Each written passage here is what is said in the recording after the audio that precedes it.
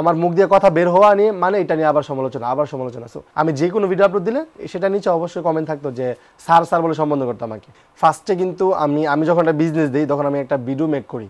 আমি কিন্তু মোটামুটি যখন আমি সোশ্যাল মিডিয়াতে ভাইরাল হয়েছিলাম বা কন্টেন্ট করতাম তখন কিন্তু আমাকে নিয়ে তেমন রোস্টিং হতো না, কন্ট্রোভার্সি হতো না। তখন আমি খুব রিল্যাক্সভাবে আমাকে মানুষ চিনতো, খুব রিল্যাক্সভাবে আমি ভিডিও কন্টিনিউ করে যেতাম। বাট লাস্ট ইয়ার যখন আমি আমার সেলুন দেওয়ার পর আমি একটা ভিডিও মেক করেছিলাম শখে আর কি।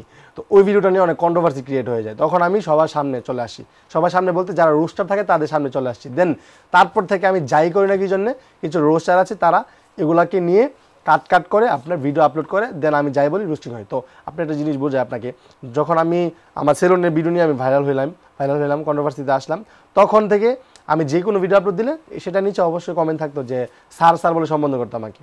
মানে স্যার কেমন আছেন, মানে স্যার সেলুটের একটা ভিডিও ভাইরাল হয়েছিল তো, সো ওইটা নিয়ে অনেক কমেন্ট করতো। দেন যখন আপনার হচ্ছে লাস্ট যখন আমার ওই যে এটা স্টাডি নিয়ে কন্ট্রোভার্সি ছিল, দেন এটা এখনও চলতেছে আর কি। দেখা গেছে যে আবার নেক্সট যদি কোনো কন্ট্রোভার্সি হলে আবার তখন সেটা নিয়ে কমেন্ট করবে মানুষ, এটাই আর কি।